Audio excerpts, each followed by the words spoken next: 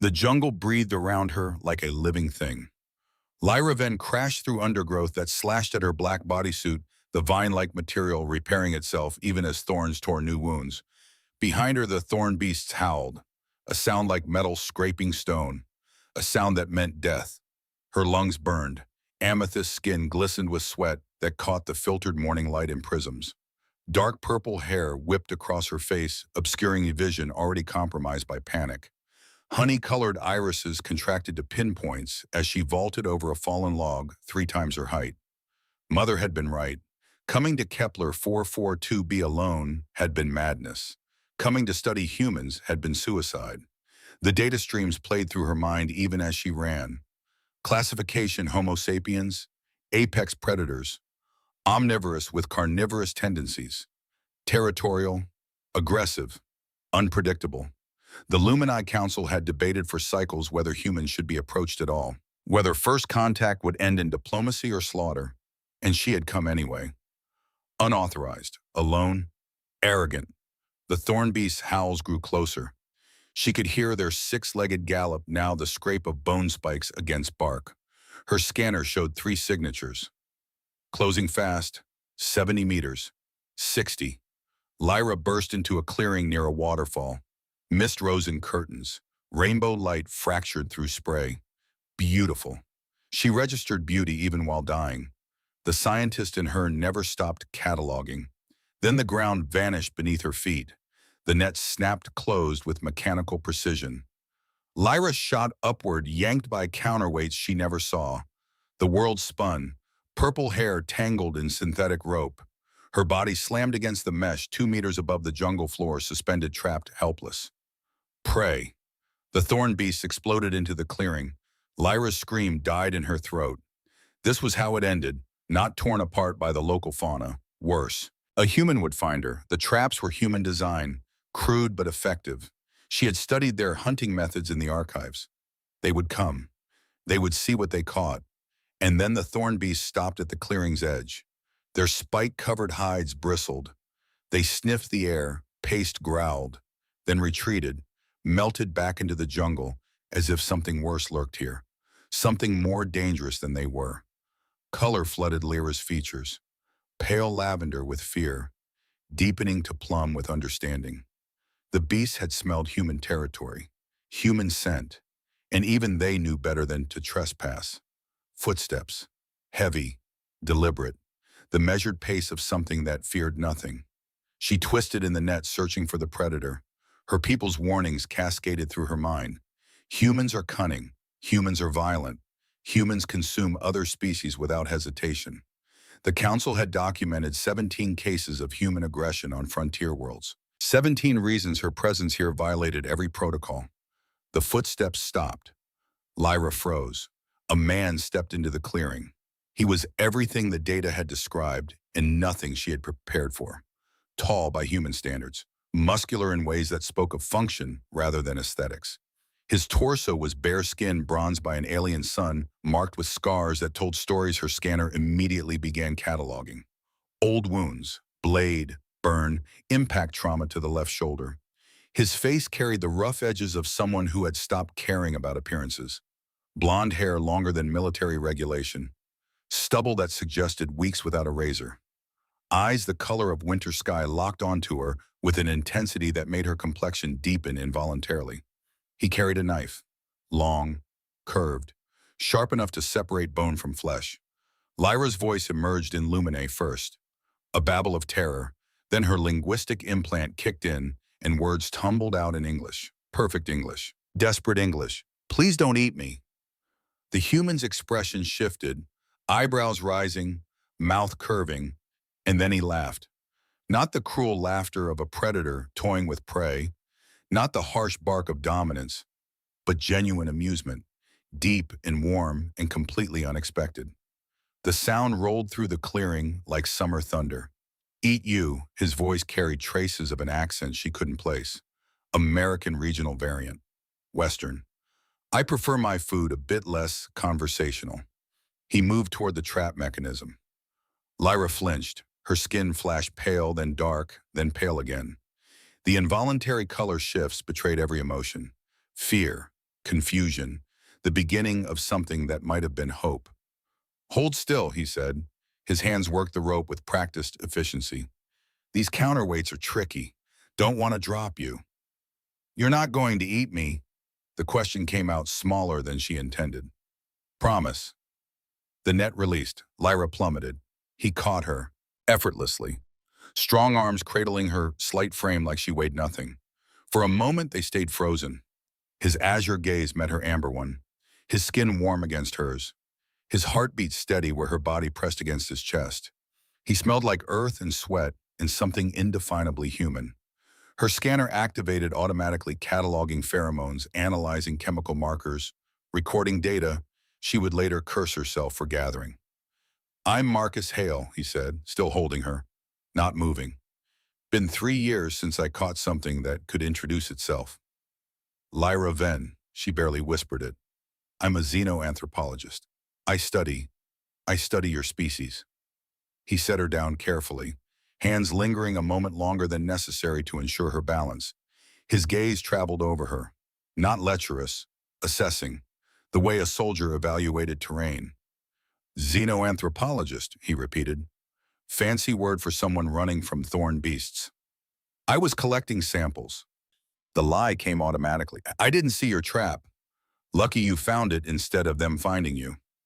He nodded toward the jungle where the beasts had vanished. They don't usually back down. Must have smelled human territory. A pause. You're pretty far from any settlement.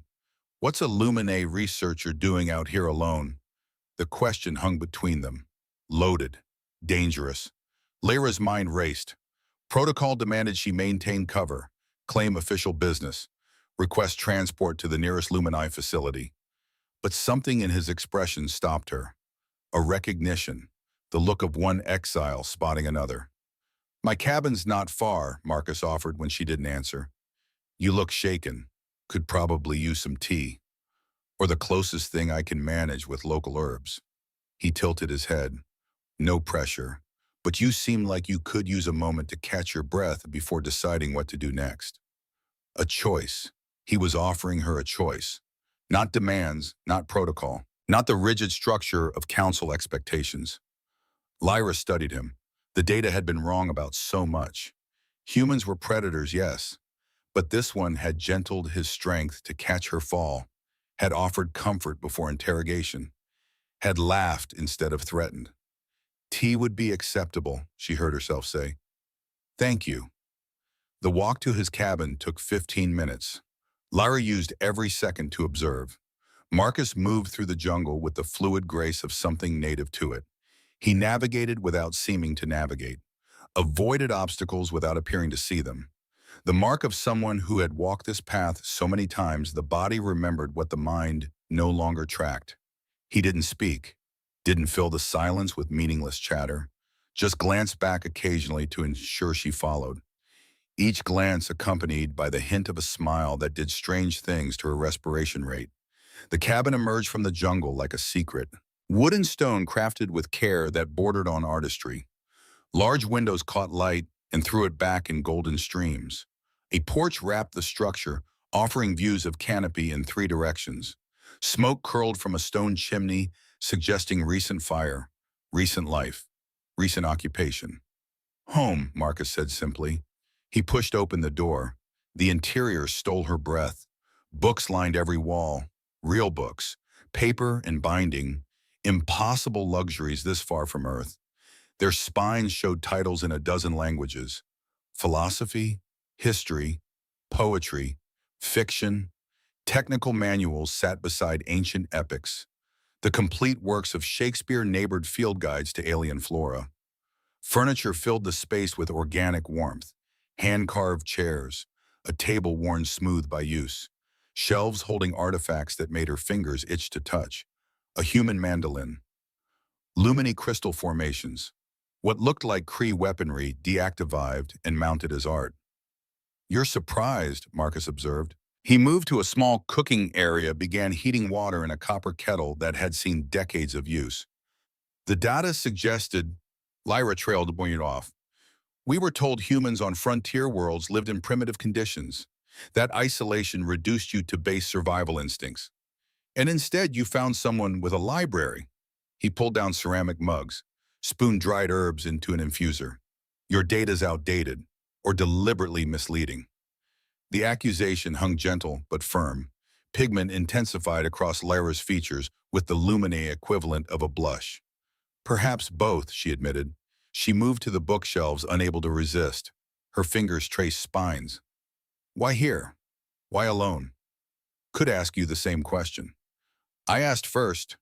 Marcus laughed again. That same warm sound. Fair enough. He poured water over the herbs. Steam rose carrying scents of mint and something floral. I served 10 years as an Army Ranger. Arctic security operations mostly. Some peacekeeping work in South America. Good at it. Maybe too good. Started forgetting what I was supposed to be protecting. He handed her a mug. Their fingers brushed. Both noticed. Neither pulled away immediately. Lost half my squad in an avalanche rescue gone wrong, he continued. His voice remained steady, but something flickered behind that sapphire stare. Mission was sound. Plan was solid. Nature didn't care. After I couldn't stomach the protocols anymore, the debriefs, the after-action reports that tried to quantify loss in terms of acceptable margins. He settled into a chair, gestured for her to take another. So I came here, applied for solo research permit, got assigned this sector. Been 3 years of just me in the jungle. He sipped his tea. Turns out I prefer trees to people. Present company accepted. Lyra cradled the mug. Warmth seeped into her palms. The tea tasted better than anything from a Lumina dispensary. Simple, honest, real. Your turn, Marcus said quietly. This was the moment. Maintain cover or speak truth. Protocol or connection. Safety or risk. Bioluminescence pulsed across Lyra's features with decision. I'm not authorized to be here. The words emerged before she could stop them. The council didn't send me. They don't know I came. If they find out, I'll be recalled, stripped of my research credentials, possibly exiled. Marcus's expression didn't change. He waited. I'm a xenoanthropologist, Lyra continued. The confession accelerated. I study human cultures, behaviors, biological markers. For the past 2 cycles, I've read every report, analyzed every contact event, reviewed every data stream about your species, and something didn't add up. She leaned forward, intensity replacing fear. The official assessment classifies humans as dangerous, unpredictable, potentially hostile. The council debates whether first contact protocols should include preemptive containment measures. Some counselors advocate for quarantine worlds, keeping humanity isolated until you either destroy yourselves or evolve beyond your violent tendencies. Charming, Marcus murmured, but the data contradicts itself. Lyra's hands moved as she spoke, gesturing, shaping arguments in the air. Yes, humans show aggressive territorial behavior. Yes, your history includes countless conflicts. But you also demonstrate unprecedented cooperation, cultural complexity, artistic achievement, scientific innovation that rivals species with millennia more development time. She met his gaze. You shouldn't exist. By every biological model, a species as physically limited as humans shouldn't have survived your own world, much less colonized others. But you did, and the Council's explanations don't account for how. So you came to figure it out yourself, Marcus finished. Unauthorized, alone, with no backup. I had to know the truth, not filtered through Council bias, not sanitized by protocol. Her twilight complexion deepened. I needed to see humans as you actually are, not as we fear you might be. Silence stretched between them. Marcus studied her over the rim of his mug, those winter sky eyes unreadable. Then he smiled, slow and genuine. Rogue scientist, he said, coming to forbidden territory to challenge official narratives. He raised his mug in a small salute. I like you already. Relief flooded through Lyra so intensely her skin flashed pale. You're not angry. Why would I be angry? You're honest about it. More honest than most researchers I've met. He stood, moved to a cabinet, pulled out a bottle of amber liquid. Besides, I'm in no position to judge anyone for breaking protocol. He returned with the bottle and 2 glasses, poured carefully. The liquid caught light like captured sunlight. Earth whiskey, he explained. Been saving it for a special occasion. Figure discovering I am someone's unauthorized research project qualifies. Lyra accepted the glass, sniffed cautiously. The fumes made her eyes water. It's strong, Marcus warned. Sip slow. She did. The liquid burned a path down her throat, then bloomed into warmth that spread through her chest. Different from the tea, more complex, more dangerous. Tell me about your world, Marcus said. He settled back into his chair, relaxed, open. Not the official data, the real version. What's it like being Lumine? And Lyra found herself talking, really talking.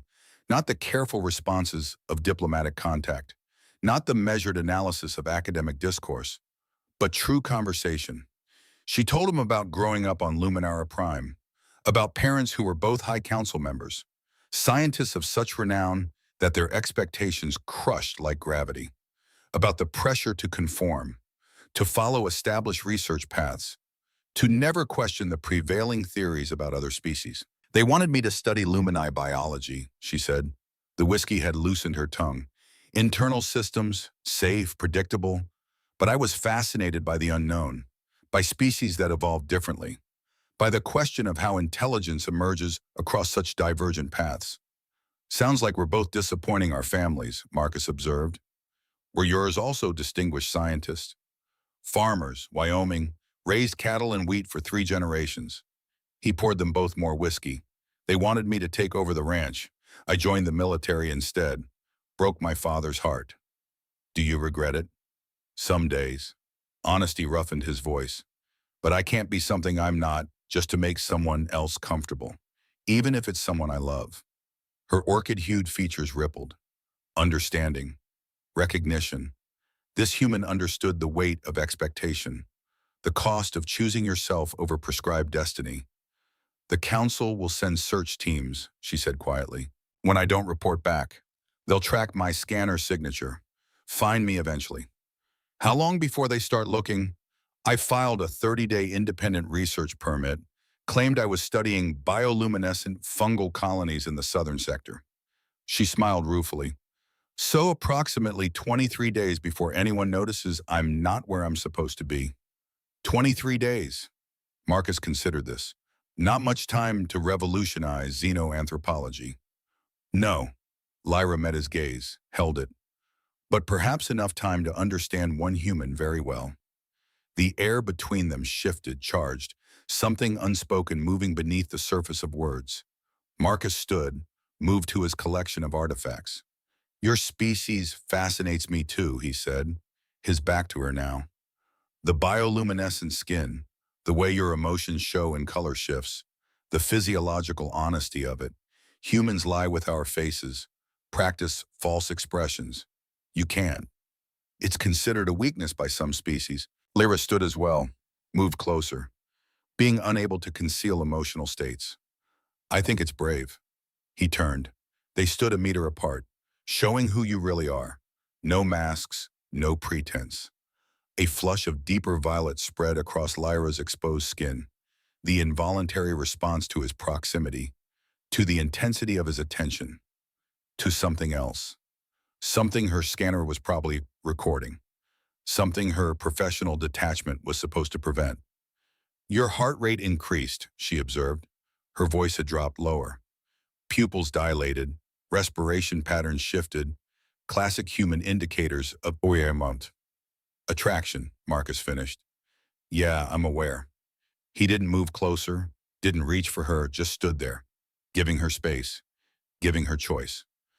Lumini physiology responds similarly, Lyra heard herself say. The skin reactions, increased sensitivity to touch, elevated core temperature. She looked up at him. I'm experiencing all of those right now. Lyra, just her name. A question and a statement, an offer and a boundary. She closed the distance between them, placed her hand on his chest, felt the steady thunder of his heartbeat, watched her amethyst palm contrast against his bronze skin. I should maintain professional distance, she whispered. Objectivity is essential to proper research methodology. Should, Marcus agreed, his hand covered hers, warm, calloused, gentle. But you came here to discover truth, not to maintain comfortable distance. This is highly irregular. Good thing we're both experts at irregular. Lyra laughed. The sound surprised her. When had she last laughed? When had anything felt this easy? She searched his face, found warmth there. Desire, yes, but also something else. Respect, patience, the willingness to let her decide. I want to understand, she said slowly, not just intellectually, not just through data. I want to know what it means to connect across species, to bridge the gap they say can't be crossed. For research, a hint of amusement colored his question. For truth, she rose on her toes, closed the final distance. For myself, their first kiss was exploration, gentle, testing, learning the geography of difference, her lips softer than human, his stubble rough against her smooth features, the taste of whiskey on both their tongues. When they parted, Lyra's entire body had shifted to deep plum, her skin luminescent in the cabin's dimming light. Marcus traced the color change with wonder. Beautiful, he murmured. What followed was discovery, tender and intense, a marriage of curiosity and desire. Lyra mapping every scar on his body, Marcus learning which touches made her bioluminescence flare brighter. Both of them careful, reverent, aware they were creating something that defied every model. The jungle night fell around them. Bioluminescent insects began their evening dance outside the windows. Inside, two souls found connection across the vast gulf of space that had separated their species. Afterward, they lay tangled together. Lyra's head on Marcus's chest, his fingers tracing lazy patterns on her shoulder, her complexion cycling through softer shades of lavender. Contentment made visible. I should scan for physiological changes, she murmured, half asleep. Document baseline shifts, compare markers. Always the scientist. Aren't you curious? More curious about you. He kissed the top of her head. The data can wait till morning. But Lyra was already reaching for her scanner. The small device rested on the bedside table. Habit and training overrode comfort. She activated it with a thought, ran standard analysis protocols, then sat bolt upright. Marcus, something in her tone brought him fully alert. Soldier instincts. What's wrong? This is... Lyra stared at the scanner, read the data again, a third time. This violates every biological theory we have. He sat up beside her. Tell me. My biochemistry. Her hands shook slightly. It's changed, fundamentally altered. Human genetic markers have integrated with my cellular structure. Your DNA literally bonded with mine at a molecular level. Marcus processed this. Is that dangerous? I don't know. It shouldn't be possible at all. Lyra's scientific mind raced ahead of her emotions. Humans and Lumini are completely different evolutionary branches, different base proteins, different genetic coding mechanisms. Cross-species genetic transfer requires laboratory conditions and specialized equipment. But it happened. It happened. She looked at him. Wonder and fear warring in her expression. Marcus, your species has genetic flexibility we never documented. You adapted to me at a cellular level in the space of hours. Humans are good at adapting, he said quietly. This goes beyond adaptation. This rewrites biological textbooks. She trailed off, the implications cascading. The Council will detect this. Their scanners monitor all Lumini off-world for health anomalies. Genetic changes of this magnitude will trigger automatic alerts. How long before they notice? Lyra ran calculations. My scanner transmits data every 12 hours during sleep cycles. Next transmission is, she checked, 7 hours from now. Can you disable it? Yes, but that will also trigger alerts. Missing transmission equals emergency protocol. They'll send teams immediately. She stood, began pacing, naked and unconcerned, her mind consumed by the problem. If I transmit, they see the changes. If I don't transmit, they know something's wrong. Either way, they come looking. Marcus watched her move. What's your call? I want to understand this. She spun to face him. Marcus, this changes everything. If humans can genetically bond with other species this easily, this completely, It rewrites biological theory. It explains how you've managed to establish relationships with dozens of alien cultures. It's not just diplomacy, it's biological compatibility. That's revolutionary science, Marcus agreed. But right now you need to decide, do we run or do we face them? Lyra stopped pacing, looked at him, this human who had caught her in his trap and shown her gentleness instead of violence, who had shared whiskey and stories and himself without hesitation, who now sat calmly discussing how to protect her from her own people. We run, she decided. I need more data, more time. I need to understand the full implications before I face the council. Because once they know, they'll either want to study this themselves or suppress it entirely. Marcus stood, began dressing with efficient speed. I know places they won't find us. Cave systems with mineral deposits that interfere with scanning equipment. We can hide for weeks if we need to. You'll help me. Lyra pulled on her bodysuit, the material sealed around her. You're risking... I'm risking nothing I care about keeping, Marcus interrupted. He cupped her face gently. Lyra, 3 years ago, I came here to escape humanity's rigid protocols. I'm not about to let your people's protocols separate us before we've had a chance to figure out what this is. Her scanner beeped. Urgent. Insistent. They both froze. Lyra checked the display. Her features flashed pale. They've accelerated the schedule. Quantum scanners just went active in the northern sector. They're already looking for me. How long? 20 minutes, maybe 30 before they reach scanning range of this location. Marcus grabbed a pack from his closet, began filling it with practiced efficiency. Then we move now. Take only what you absolutely need. Lyra downloaded her research data to portable storage, grabbed her primary scanner, left everything else. The luxury of choice evaporated in the face of immediate necessity. They ran into the jungle together, Marcus leading with sure-footed grace, Lyra following. Her last glimpse of the cabin showed windows glowing warm against encroaching darkness, a haven abandoned, a sanctuary left behind. Behind them, the distant whine of engines began to echo through the canopy. The search had begun. But Lyra felt no fear now, only certainty. She had come to this world seeking truth about humans. She had found something far more profound. Connection. Understanding. The possibility of something that violated every established model, and she would run as long as necessary to protect it. The cave mouth swallowed them like a throat. Marcus moved through darkness with the confidence of someone who had mapped every shadow. Lyra followed, her bioluminescent features providing enough light to navigate by. Iris-tinted radiance painted the mineral walls in shifting patterns. Here, Marcus touched her shoulder, guided her around a sharp corner where the passage widened into a chamber, deep enough that the granite deposits will scatter their quantum scanners. They'll get readings, but nothing coherent enough to pinpoint location. Lyra activated her portable scanner, ran full spectrum analysis. Marcus was right. The mineral composition created natural interference. Rare earth elements laced through the rock like veins in flesh. Her people's technology would register noise. Static. The ghost of a signature, but nothing actionable. How long have you known about this place?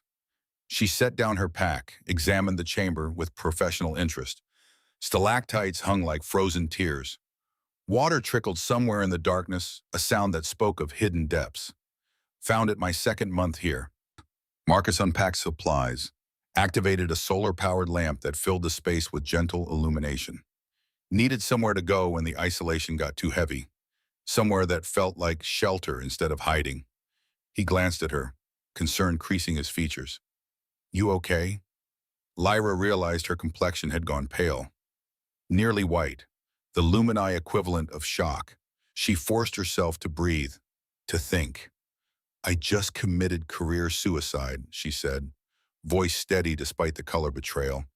Fled from official search teams, disabled my tracking protocols. Every regulation I'm breaking carries mandatory sanctions. If they find me now, it's not just recall. It's permanent exile from the scientific community. Regret coming here? To the cave or to Kepler 442b? Either. Both. Lyra met his gaze, watched lamplight catch in the azure, This human who had offered refuge twice now, who had kissed her like she mattered more than protocol, whose genetic signature now wove through her cells like music through silence. No regrets. Her skin darkened with certainty. But I need to think strategically. Running solves nothing if they eventually find us anyway. She pulled up her scanner, began analyzing the search patterns visible on long-range detection. Commander Vex was leading the operation, thorough, methodical, exactly what Lyra would have done in his position. Marcus settled beside her, close enough that his warmth radiated against her shoulder. He didn't speak, didn't offer suggestions, just waited for her mind to work through the problem. This was new. Her parents had always interrupted, corrected, redirected her thinking toward approved methodologies. The council demanded predetermined conclusions. But Marcus simply gave her space to think. They're using predictive algorithms, Lyra murmured, finger-tracing search vectors on the display, based on standard Luminae behavior patterns. They expect me to move toward established settlements, to seek familiar structures, to eventually surrender to logic and return voluntarily. But you're not standard Luminae. No, a smile curved her lips, predatory, scientific. I'm a rogue researcher who came here specifically to challenge assumptions, and they're using those same assumptions to find me. Standing, she began to pace. The movement helped connections form, helped her see the solution. Commander Vex trained me. The words came faster now, ideas crystallizing. 3 cycles ago, quantum scanning protocols and field tracking methodology, I know exactly how he thinks, how he'll deploy resources, where he'll focus search grids. Advantage you. Maybe. Lyra pulled up her biochemical data, studied the genetic integration still visible in her cellular structure. But this signature is unique. Nothing in their databases matches it. They'll flag it as anomalous, prioritize it, track it obsessively because they won't know what it means. She turned to Marcus.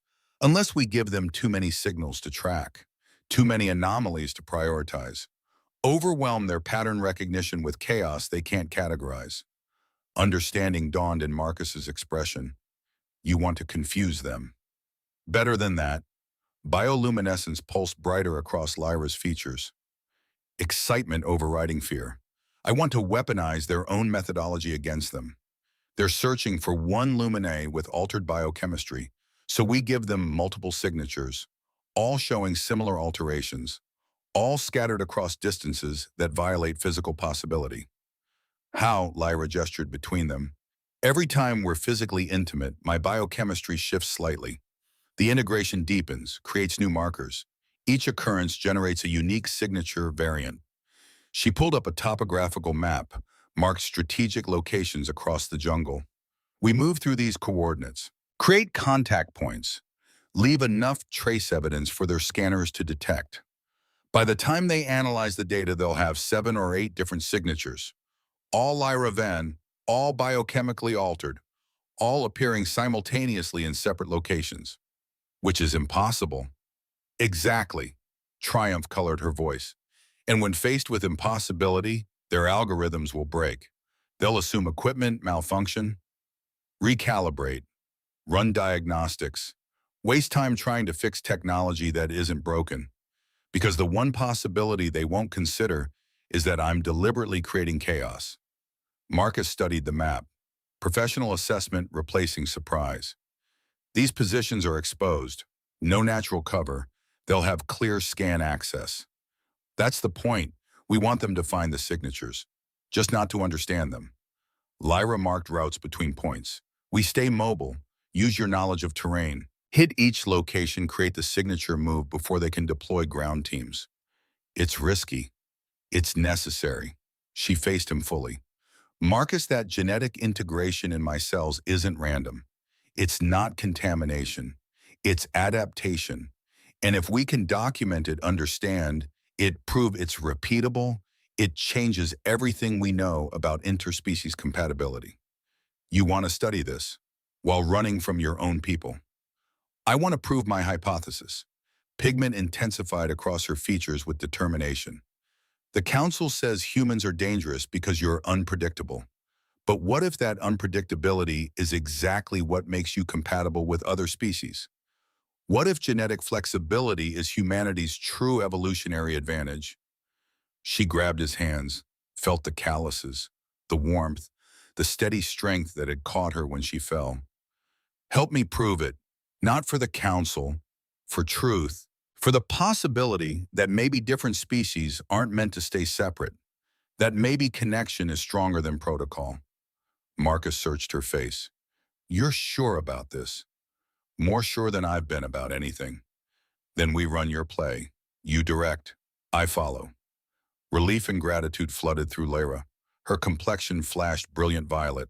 She pulled him close, kissed him with intensity that had nothing to do with research and everything to do with the way he trusted her judgment, believed in her capability. When they parted, Marcus grinned. For the record, I'm fully supportive of any plan that involves multiple intimate encounters. Lyra laughed, actual laughter. The sound echoed off cave walls like music.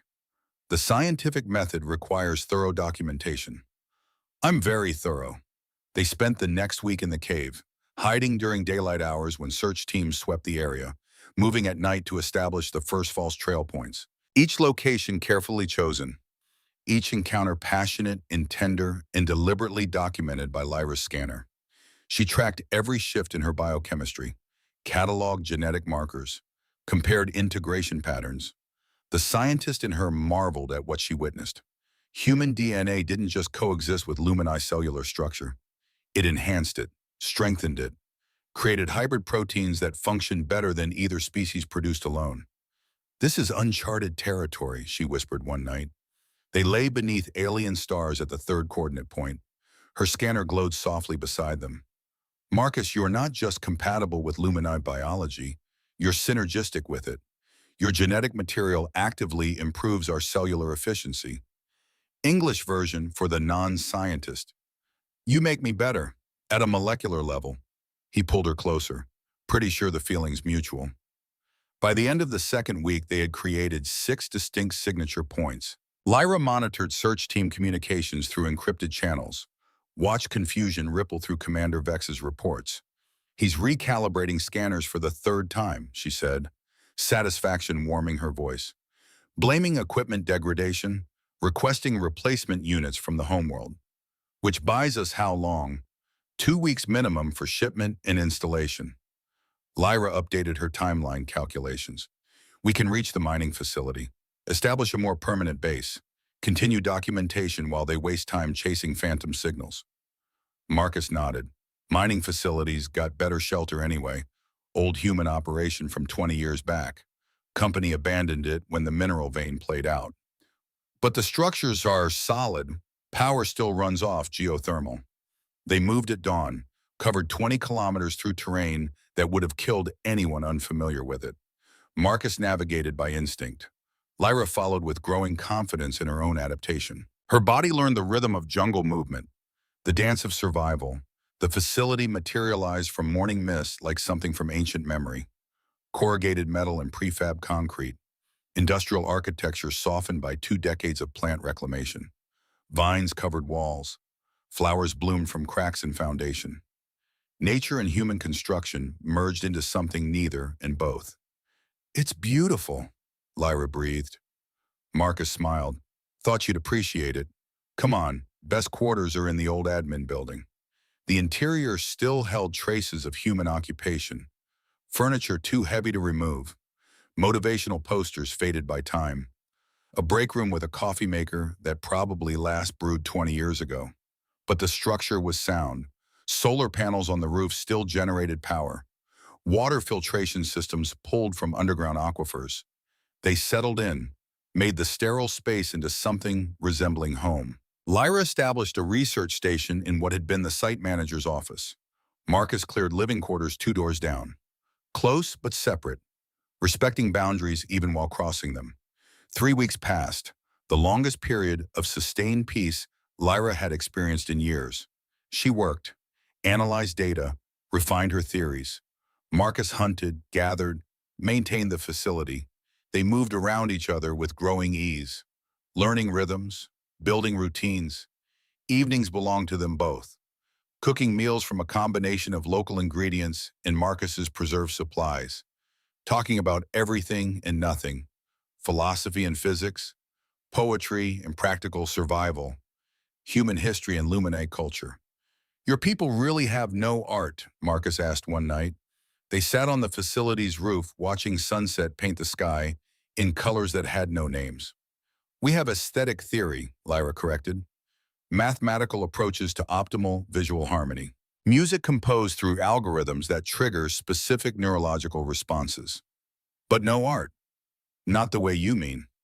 She leaned against his shoulder. Mumming created purely for emotional expression. Everything serves function. Advanced knowledge furthers understanding. Beauty for its own sake is considered inefficient resource allocation. That's sad. Is it? She turned the question genuinely. Your species creates beauty knowing it serves no survival purpose. Knowing it may never be appreciated. How is that not inefficient? Because it makes life worth surviving. Marcus gestured at the sunset. That right there doesn't feed us, doesn't protect us, doesn't advance any measurable goal. But it's beautiful. And experiencing beauty together makes this moment matter in ways efficiency never could. Lyra considered this, felt something shift in her understanding. You're teaching me things the council never addressed in their human studies. What things? That maybe there's value beyond data. That maybe connection matters more than conclusions. She met his gaze. That maybe I came here looking for scientific truth, but found personal truth instead. Marcus kissed her, soft and deep. When they parted, Lyra's features glowed so brightly they cast shadows. Later in the quiet after intimacy, Lyra ran her routine scans. She had been documenting their encounters 3 times daily, building the most comprehensive data set on human lumini biological integration ever compiled. The scanner beeped, then beeped again. Urgent, insistent. Lyra froze. What is it? Marcus sat up immediately. She stared at the display, read the data, reread it, ran verification protocols, double-checked every parameter. Lyra, his hand on her shoulder, steady, concerned. Talk to me. I'm pregnant. The words emerged flat, shocked. Marcus, I'm carrying your child. Our child. Something that shouldn't be biologically possible is happening inside me right now. Silence filled the room like water, heavy, pressing. Then Marcus spoke, carefully. Are you in danger? I don't know. There's no precedent, no data. Human lumini reproduction has never been documented because it was assumed impossible. Our genetic structures are too divergent. Our gestation process is too different. She pulled up detailed readings. Her hands shook slightly. But the embryo is viable, stable. It's integrating genetic material from both of us in patterns that look almost deliberate, as if our DNA is cooperating, building something new from combined elements. How far along? Based on cellular division rate in approximately 10 days. Conception would have occurred during our first night together. She looked up at him, fear and wonder warring across her twilight-hued features. Marcus, this changes everything. This isn't just biochemical integration. This is life, new life. A bridge between our species made flesh. Marcus pulled her close, his arms solid around her, his heartbeat steady against her ear. What's your call?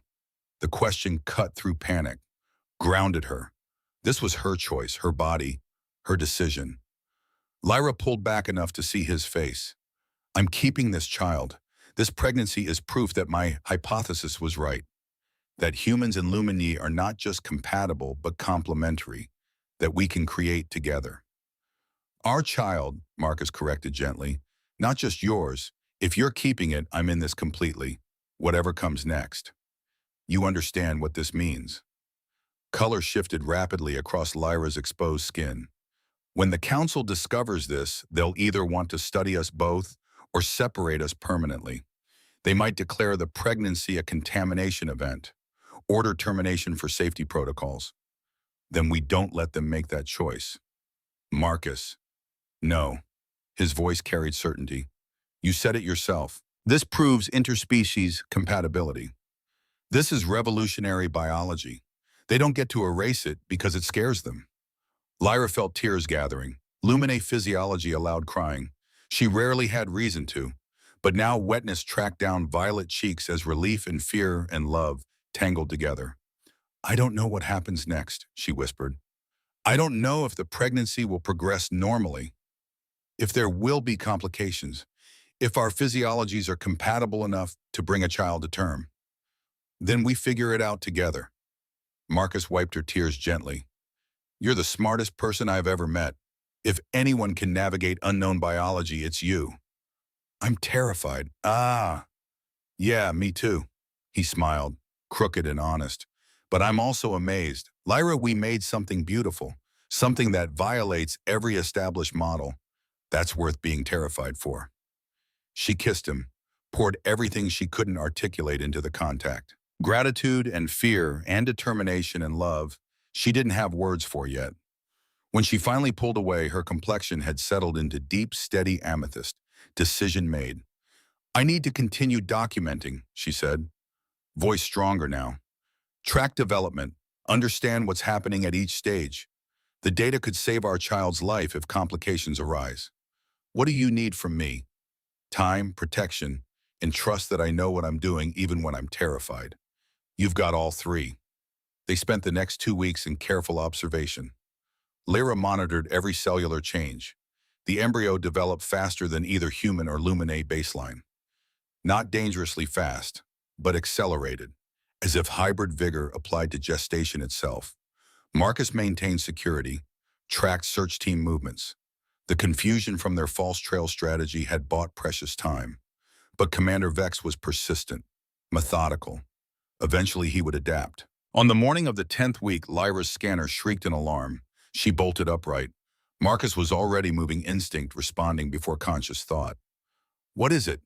Color drained from Lyra's features, nearly white. "They've deployed quantum resonance scanners, next-generation technology, designed to detect unique energy signatures." She pulled up the data.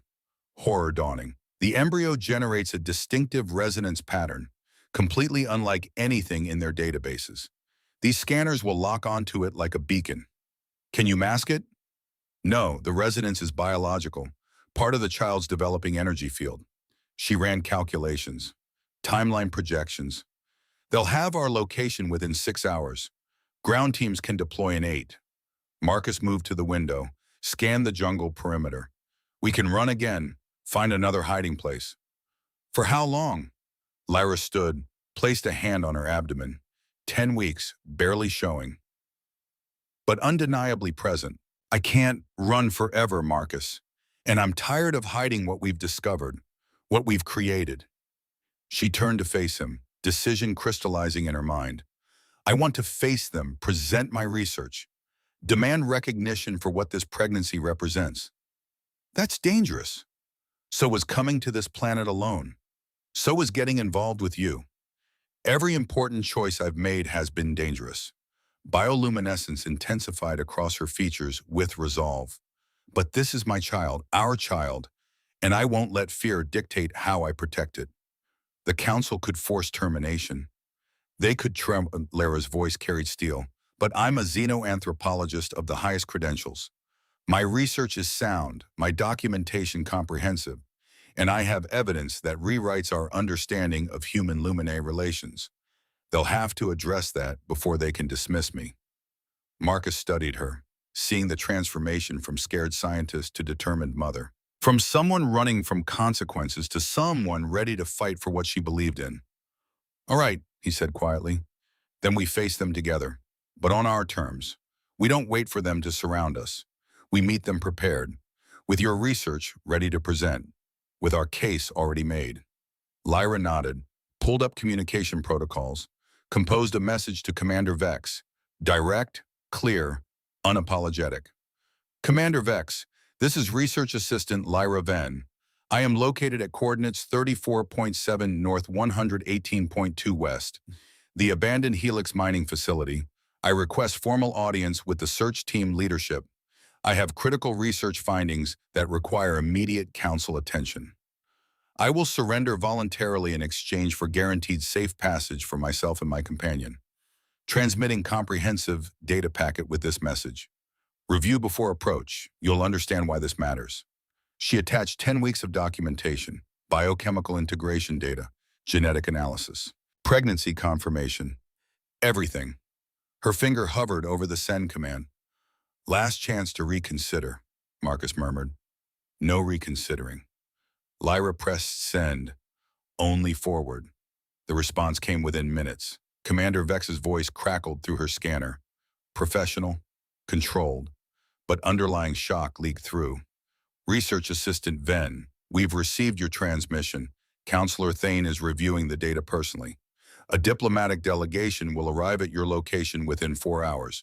You will not be harmed, but you will explain this situation comprehensively. 4 hours. Lyra and Marcus used the time to prepare. She organized her research into presentation format. He ensured the facility's main conference room was accessible. Both dressed carefully, Lyra in her field bodysuit, Marcus in clean cargo pants and a shirt he rarely wore. They waited in the conference room, hands clasped together on the table. 3 Luminae ships descended from afternoon sky. Sleek, silent, sophisticated technology made visible. They landed in precise formation around the facility. Doors opened.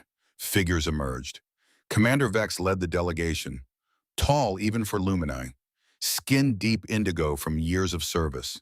His expression remained neutral, but his amber eyes widened slightly when he saw Lyra. Saw the subtle changes. The way her bioluminescence pulsed differently. The protective hand she rested on her still flat abdomen. Behind him came younger scientists. One female with skin the color of twilight stepped forward. Dr. Ilara Moss. Lyra recognized her from council briefings. Brilliant, curious, open-minded. And at the rear, Counselor Thane himself. High-ranking, influential, conservative. His presence signaled how seriously they were taking this. They entered the conference room, took seats across from Lyra and Marcus. For a long moment, nobody spoke. Then Counselor Thane broke the silence. Research Assistant Ven, we've reviewed your data. It's troubling. Troubling or unprecedented? Lyra kept her voice steady. Both. He gestured to Dr. Ilara. Dr. Moss has been analyzing your biochemical integration findings. She confirms the data is accurate. But the implications prove everything I came here to discover, Lyra interrupted. Humans are not dangerous predators to be isolated. They're compatible partners for cooperation at the deepest biological level. Thane's complexion darkened. Displeasure. You violated protocols, conducted unauthorized research, engaged in intimate contact with the human subject. Marcus Hale is not a subject, Lyra said firmly. He's an equal, a partner, and the father of my child. Dr. Ilara gasped. Her scanner confirmed what Lyra stated. You're pregnant, she breathed, with a hybrid embryo. That's impossible according to established theory, Lyra finished, but possible in reality, which suggests our theories need revision. Commander Vex leaned forward. Assistant Ven, you understand, we cannot allow this pregnancy to continue unchallenged. The medical risks alone are mine to take. Lyra stood, placed both hands on the table. I'm not asking permission. I'm informing you of discovered facts. Human Luminae biological compatibility exists. Genetic integration occurs naturally. Reproduction is viable. These are scientific truths that exist regardless of council approval. You're asking us to overturn centuries of interspecies protocol based on one unauthorized experiment, Thane said. Marcus spoke for the first time, his voice calm, measured. You're asking her to terminate a healthy pregnancy based on outdated assumptions. Which one of us is really making unreasonable demands? Silence, tense, charged. Dr. Ilara broke it. Counselor, the data is compelling. If the pregnancy is truly stable, if the embryo shows no signs of rejection or degradation, this could revolutionize our understanding of genetic compatibility across species. Or it could be a dangerous anomaly that threatens both parent and offspring. Ripples of conflict moved across Thane's features. We cannot make this decision lightly. Then don't. Lyra met his gaze. Bring me to the council. Let me present my findings formally. Let the full scientific body review the evidence. But I demand recognition, not just judgment. Thane considered this. Weighed options. Politics against science. Protocol against discovery. Finally, he spoke. You will come to Luminara Prime. Present your research to the full council. They will determine how to proceed. He looked at Marcus. Both of you, this involves both your species now. Marcus squeezed Lyra's hand. We accept. Prepare for departure. Thane stood. We leave in 2 hours. Pack what research materials you need. The journey takes 3 days. During that time, you'll submit to medical monitoring, non-invasive only, to ensure the pregnancy remains stable. After they left, Lyra collapsed into her chair. Adrenaline draining left her shaking. You were incredible, Marcus murmured. Fearless. I'm terrified. She looked at him, but more terrified of losing this, losing you, losing the proof that different species can build something beautiful together. Then we make sure they see what we see, that this isn't contamination. It's evolution. Lyra stood, pulled him close, rested her forehead against his. Thank you for believing in me, in us, in this impossible thing we're creating. Always, he kissed her softly. Now let's go show your council what happens when humans and Lumini stop being afraid of each other. They packed, gathered 10 weeks of research, prepared to face judgment that could change everything. But Lyra felt no regret, only determination. She had come to Kepler 442b seeking truth about humans. Instead, she had found truth about herself, about courage, about love that transcended biology and protocol and fear. And that truth was worth fighting for. The Lumina vessel cut through space like a blade through water, sleek, silent. Technology so advanced it felt like magic. Lyra stood at the observation port watching stars slide past. Her reflection ghosted in the transparent aluminum. Lavender complexion, worried topaz eyes. A hand resting protectively on her abdomen, where life grew in defiance of every biological law her people understood. Behind her, Marcus sat reviewing her presentation materials. He had insisted on understanding every detail, every data point, every argument she would make before the council. Not to correct her, not to control the narrative, but to support her completely, to know what she faced.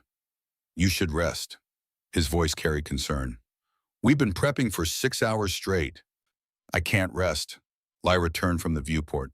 In 30 hours, I stand before the Grand Assembly, every counselor, every senior scientist, the most brilliant minds of my species, and I have to convince them that everything they believe about humans is wrong. You have the data. Data they'll want to dismiss, to explain away, to categorize as anomaly rather than revolution. She moved to sit beside him. My parents will be there.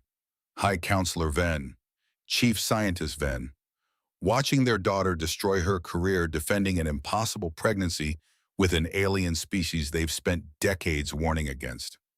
Marcus set down the tablet, gave her his full attention. What do you need? The question steadied her, not offering solutions, not trying to fix her fear, just asking what she needed and trusting she knew. Tell me I'm not insane, Lyra whispered. Tell me this matters, that what we discovered is worth the cost. You're not insane, he took her hands. You risked everything to pursue truth. Found something that could unite two species. Created life that shouldn't exist but does anyway. That's not insanity. That's courage most people never find. But what if I'm wrong? What if the pregnancy fails? What if there are complications I haven't predicted? What if you stop asking what if? Marcus squeezed her hands gently. You've documented 10 weeks of stable development, healthy cellular division, perfect genetic integration. The embryo is thriving, Lyra. Trust your data. Trust yourself. She leaned against him, drew strength from his certainty, from the way he believed in her even when she struggled to believe in herself. Dr. Ilara Moss found them like that an hour later. She knocked softly on the quarter's doorframe. Research assistant, Venn, may I enter? Lyra straightened, composed herself. Dr. Moss, of course. The young scientist entered. Her twilight-colored features rippled with nervous energy. She carried a data tablet, hesitated, then spoke quickly. I've been analyzing your research all night. The biochemical integration patterns, the genetic sequencing, the pregnancy development metrics. She looked up, met Lyra's honey-colored gaze. It's brilliant, groundbreaking. Everything we should have discovered ourselves if we hadn't been too afraid to look. Relief flooded through Lyra. You believe the findings are valid. Valid. They're revolutionary. Alara sat uninvited. Enthusiasm overriding protocol. Assistant Ven Lyra, you've documented something that changes our entire understanding of genetic compatibility. The way human DNA doesn't just coexist with luminicellular structure, but enhances it, creates hybrid proteins with superior efficiency. This is evolution happening in real time. Then you'll support my presentation to the council. Alara's complexion darkened. Conflict. I want to, but Councillor Thane has already briefed the senior members. Many are skeptical. They see this as contamination. Dangerous precedent, opening doors that should remain closed. What doors? Marcus asked quietly. Integration with other species. Alara glanced at him. If humans can genetically bond with Lumini, what about the 17 other species we maintain diplomatic but distant relations with? What if biological compatibility extends beyond humans? The implications terrify the old guard. They've built careers on maintaining separation, on studying other species from safe distance. So they'll suppress the findings to protect their worldview, Lyra said bitterly. Some will try, though. Alara leaned forward. But there are younger scientists, researchers who want truth over comfort. I'm organizing a coalition. We'll support your presentation. Ask questions that force honest engagement with the data. Create space for your voice to be heard. Hope sparked in Lyra's chest. Why are you doing this? Because I became a scientist to discover truth, not to maintain convenient lies. Alara stood. Your presentation is scheduled for tomorrow at Second Sun, the Grand Assembly Hall. Every council member will attend. This is your chance. Make it count. After she left, Lyra and Marcus sat in silence, processing, preparing. You've got allies, Marcus finally said. That's something. Against centuries of protocol, generations of fear. Lyra shook her head. I need more than allies. I need a miracle. Then it's lucky you're carrying one. The Grand Assembly Hall took Lyra's breath away even in her anxiety. Crystalline architecture that seemed to grow from the ground rather than being built upon it. Soaring ceilings that caught light and fractured it into rainbows. Hundreds of seats arranged in concentric circles around a central platform where she would stand. Every seat filled, every counselor present, scientists she had studied under, researchers whose work she had read, and at the highest tier her parents. Their expressions carefully neutral, but their skins showed darker tones, displeasure, disappointment, shame. Lyra walked to the center platform, Marcus beside her, the human and cargo pants and simple shirt, refusing the formal robes they had offered, choosing authenticity over conformity. They stood together, facing judgment. High Counselor Thane called the assembly to order. His voice echoed through the chamber. We gather to address the unauthorized research of Assistant Lyra Venn. Her findings, if accurate, have significant implications for our understanding of human-Lumine relations. Assistant Venn, you may present. Lyra activated the holographic display. 10 weeks of data materialized in the air around her, beautiful, damning, undeniable. She began to speak. Honorable Council, distinguished colleagues, I stand before you today to present evidence that challenges our fundamental assumptions about human biology and interspecies compatibility. Her voice remained steady. Professional. She walked them through biochemical analysis, genetic sequencing, cellular integration patterns. Each data point supported by rigorous methodology. Each conclusion drawn from observable fact rather than theoretical bias. The evidence demonstrates that human genetic material possesses unprecedented flexibility. It adapts to compatible species at a molecular level, creates hybrid proteins that outperform baseline efficiency for both species. This is not contamination. This is synergistic evolution. Murmurs rippled through the assembly, counselors conferring, checking her data against their own knowledge, finding no errors, no falsification, just truth that contradicted comfortable certainty. Then Lyra reached the critical slide. Furthermore, this compatibility extends to reproduction. I am currently 13 weeks pregnant with a human Lumini hybrid embryo. The pregnancy is stable. Development is accelerated but healthy. The embryo shows perfect genetic integration. Chaos erupted, counselors shouting, demanding explanation, calling for medical intervention. Her mother's complexion flashed nearly black. Her father stood mouth open in shock. Thane pounded for order. Silence, Assistant Ven will explain these circumstances fully. Lyra waited for quiet, then continued. The pregnancy was unplanned but not unwanted.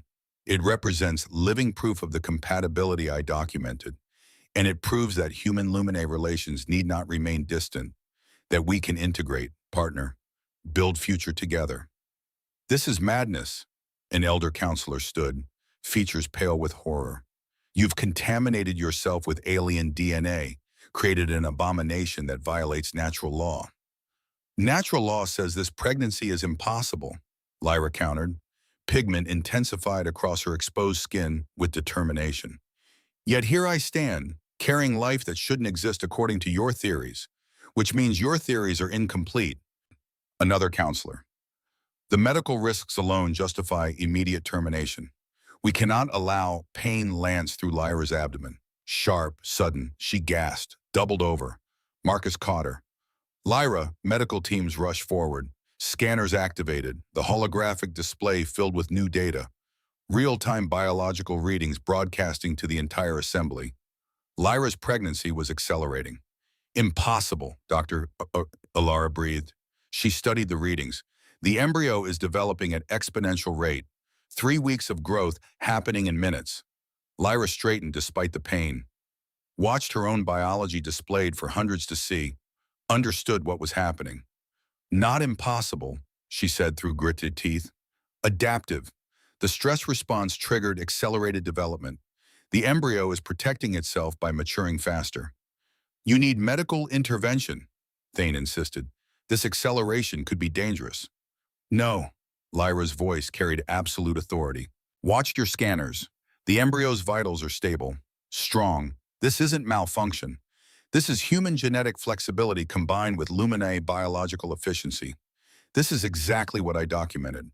Evolution happening before your eyes. She placed Marcus's hand on her abdomen, now visibly swelling.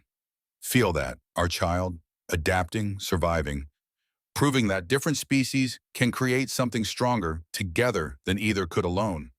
The assembly watched in stunned silence as Lyra's pregnancy progressed before their eyes. Bioluminescence flooded her features brilliantly, her body responding to the biological miracle occurring within. The holographic displays showed cellular division accelerating, organ formation completing, neural pathways establishing. Lyra narrated her own condition. Week 14 development. Week 15, 16. The embryo is compressing gestation while maintaining stability. Human adaptability allowing flexibility and timeline.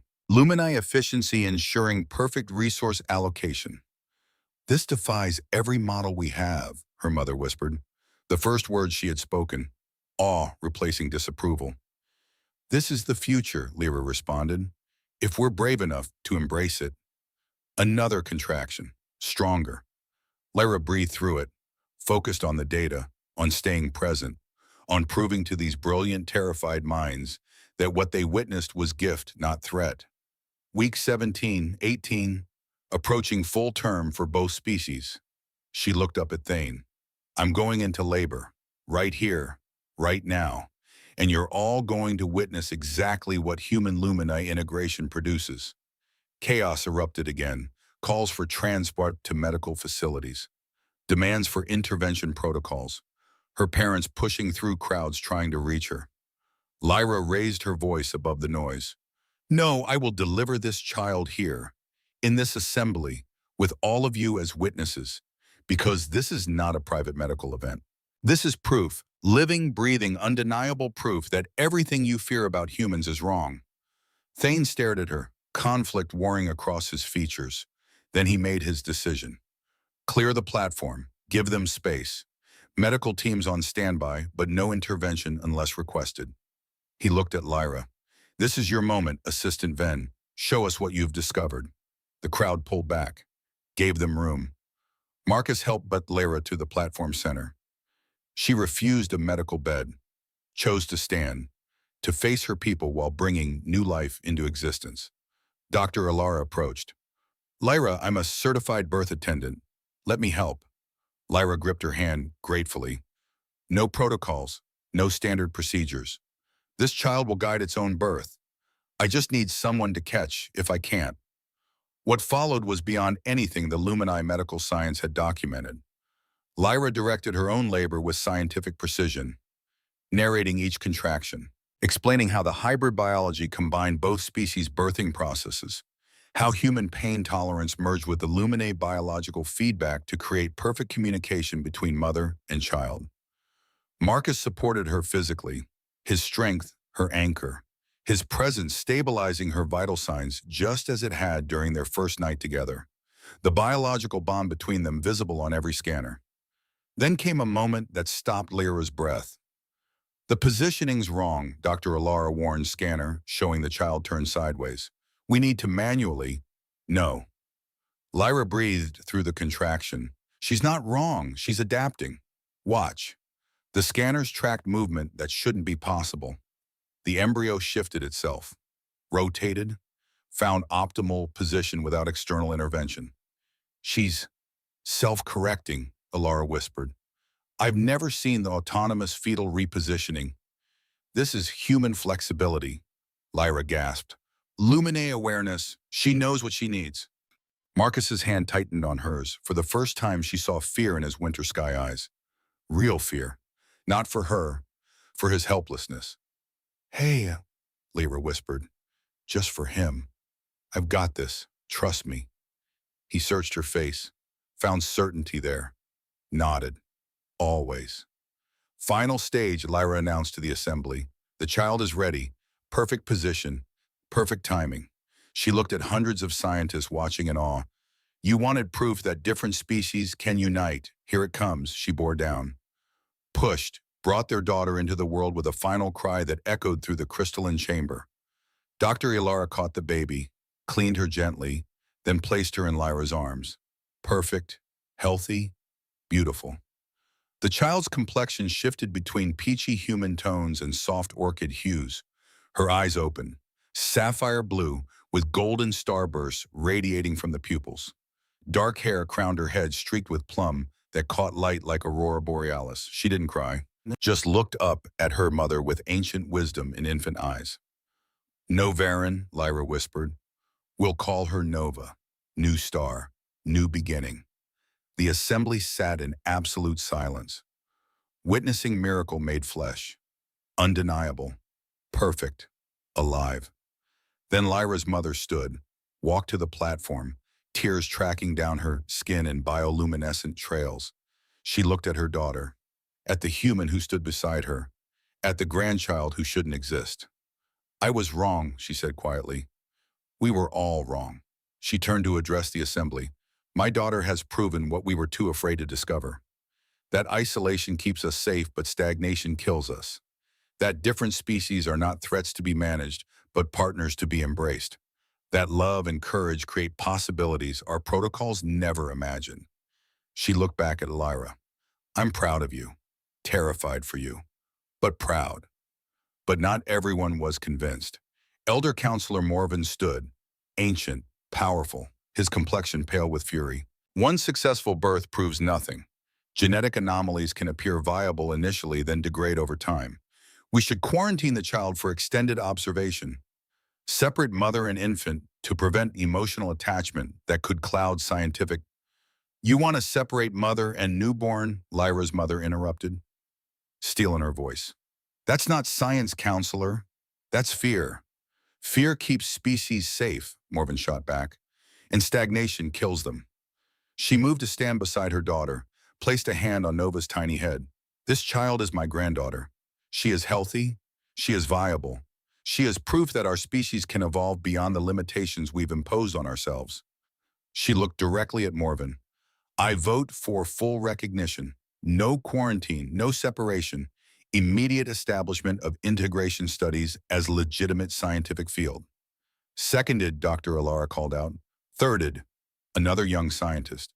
The votes cascaded, younger counselors standing, voices rising, not unanimous, but enough. Thane watched the tide turn, recognized when protocol had lost to revolution. He stood. The motion carries. Human Lumini integration is hereby recognized as legitimate scientific field pending further study. He looked at Lyra. Assistant Ven, given your unique qualifications, the council appoints you chief xenobiologist. Your first mandate, establish integration studies program. Document this phenomenon. Share your findings. Applause began, scattered at first, then building. Wave after wave of approval crashing through the assembly, younger scientists standing, older counselors reluctantly joining, recognition that something fundamental had shifted. High Counselor Thane approached, studied Nova with undisguised wonder. This child represents unprecedented genetic achievement, medical miracle, biological revolution. He looked at Lyra. And you delivered her yourself, refused all intervention, trusted your understanding over our protocols. I trusted my body, my child, my research. Bioluminescence pulsed across Lyra's exhausted features with triumph, and I trusted that truth would be more powerful than fear. The council will continue deliberations on policy, Thane said. But unofficially, he allowed himself a small smile. Welcome to the next era of Lumini-human relations. The weeks that followed blurred together in medical monitoring, interviews, and gradual acceptance.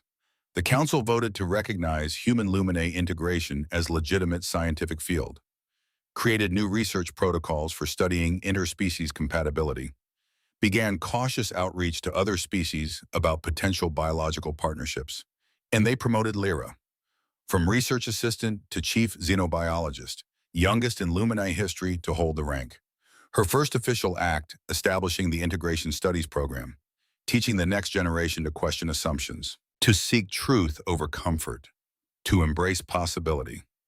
1 year later, Lyra and Marcus returned to Kepler 442b, to the cabin that had witnessed their beginning. But they didn't return alone. The structure had been expanded, enhanced, transformed into the Integration Center, where Lumini and humans gathered to learn from each other, to build relationships, to create community. 20 mixed couples attended the gathering, some with hybrid children of their own. Each story unique, each family proof that what Lyra and Marcus started had become movement. Nova toddled between the groups, 1 year old but already displaying remarkable intelligence. She spoke both English and Lumini fluently. Her complexion color shifted based on emotion. Her eyes saw wavelengths neither species perceived alone. She was everything her parents hoped, living bridge between worlds. Lyra stood on the porch watching the gathering, Marcus beside her. Doctor. Elara Moss was interviewing couples for the Integration Studies documentation. Young scientists from both species taking notes. Learning. Growing. You did this? Marcus murmured. Changed everything. We did this. Lyra leaned against him. I would never have had the courage alone. Courage was always yours. I just gave you reason to use it. They watched Nova discover a patch of bioluminescent flowers. The child's delighted laughter rang through the clearing, pure joy unfiltered by protocol or fear. You know what's funny, Marcus said watching their daughter play. 3 years ago, I came here to escape people. Now I'm teaching integration seminars to mixed couples twice a month, hosting gatherings, building community. Regret it? Never. He smiled. You didn't just teach me to connect with another species. You taught me to reconnect with my own humanity, that people are worth fighting for, not running from, that isolation isn't strength. We taught each other, Lyra said softly. Yeah, we did. The council wants us to speak at the Interspecies Summit next month, Lyra mentioned. Present our research to 17 different species. Show them what's possible. You ready for that? Ready to prove that different doesn't mean dangerous, that integration beats isolation, that love is the most sophisticated science. She turned to look at him. Yes, I'm ready. Dr. Elara approached, tablet in hand, expression excited. Lyra, you need to see this. The latest integration reports. 15 new human Lumini couples registered this month alone. But more significant, we've documented first human-Cree partnership, first Lumini Andromedan. The data suggests compatibility extends far beyond what we predicted. Lyra took the tablet, studied the numbers, felt something vast opening before her. Possibility unlimited, future unwritten. It's spreading, she breathed. Not just humans and Luminae. Real integration across multiple species. Because you proved it could work, Ilara said. Because you were brave enough to get caught in that trap and smart enough to see what it meant. A message notification interrupted their moment. Dr. Ilara's name flashed again. What is it? Marcus asked. Lyra scanned the text, frowned slightly. There's been an incident. Human Cree couple in the Andromeda sector. Local government trying to force separation, claiming the integration violates their sovereignty, Velos. And the council wants us to mediate. She looked up. Apparently we're not just scientists anymore. We're ambassadors, advocates, the face of a movement that's bigger than we ever imagined. Marcus grinned. Guess the work's never done. No, Lyra smiled back, but that's what makes it worth doing. Every couple we help, every barrier we break, every mind we change. It matters. After Ilara left, Lyra and Marcus stood together watching the sun set. Nova sleeping in Marcus's arms, exhausted from a day of discovery. I came to this planet terrified you would eat me, Lyra said softly. Convinced humans were dangerous predators. I was completely wrong. About the eating part anyway. Marcus grinned, still fairly predatory. She laughed, pressed closer. You caught me in your trap, changed my entire understanding of what different species can be to each other. Gave me courage I didn't know I had. Created a child who proves that love transcends biology. You gave me purpose, Marcus responded. Reason to rejoin the world instead of hiding from it. Showed me that strength isn't about isolation. It's about connection, about being brave enough to let people in. They stood in comfortable silence, watching more ships descend, more couples arriving, more futures being written in the space between different species choosing each other. Nova stirred in her sleep, murmured something in hybrid language neither parent fully understood. Her complexion cycled through peaceful colors. Human peach, Luminae lavender, something entirely her own. The council asked what we want next, Lyra said. What goals the integration studies program should pursue. What did you tell them? That I want to document every partnership, every family, every bridge being built between species that were told to stay separate. She looked up at him. I want to prove that the trap I fell into was an accident. It was destiny, and that every species has traps waiting to catch them into unexpected love. Poetic for a scientist. You've made me poetic. She kissed him softly. Among other things. Nova woke, looked up at her parents with those impossible eyes, reached small hands toward both, bridging them, connecting them. Star, she said. Her first word had been that. Hybrid pronunciation that meant hope in both languages. Yes, little Nova, Lyra whispered. You're our star, our proof that different species don't have to fear each other, that we can build something beautiful together. She looked out at the gathering, at the community growing around them, at the future spreading like bioluminescent flowers in darkness. 23 days. That's how long her unauthorized research permit had given her. 23 days to revolutionize understanding of human-luminary relations. She had done it in one. The trap had caught her. The human had kept her. The love had transformed her. And the child had proven her right. Now standing on the porch of their cabin with Marcus beside her and Nova in their arms and a community of integrated families filling the clearing, Lyra understood what she had truly discovered. Not just that humans and Luminae were biologically compatible, but that every species carried potential for connection. That fear was learned, but love was natural. That the most important scientific discovery wasn't data or theory. It was courage. To trust the unknown. To embrace difference. To fall into traps that might catch you into exactly where you needed to be. Lyra Venn had come to Kepler 442b seeking truth about humans. She had found truth about herself, about bravery and love, and the revolutionary act of choosing connection over safety. And in that choice, she had changed two species forever. More ships descended through twilight.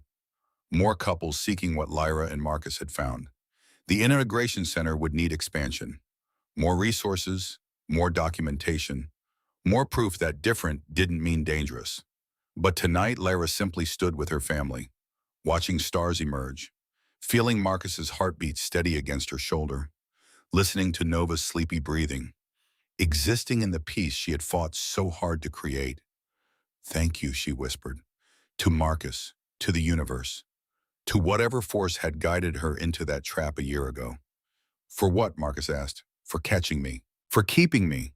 For proving that the best scientific discoveries are the ones that change your heart before they change your mind."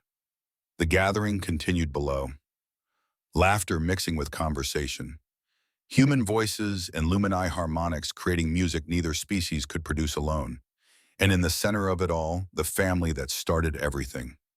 Different species, united purpose, living proof that love required no translation. The stars wheeled overhead, indifferent, ancient, beautiful. And on a small planet in a distant system, integration bloomed like bioluminescent flowers in darkness. One trap, one scientist, one human, one miracle. Everything changed, everything began. The future unfolded, bright and strange and perfectly impossibly beautiful. Just like Nova's eyes, just like the love that created her, just like the courage that made it all possible. Lyra smiled, held her family close, and watched the stars. Tomorrow would bring new challenges, more research, more couples needing guidance, more species discovering compatibility they never knew existed.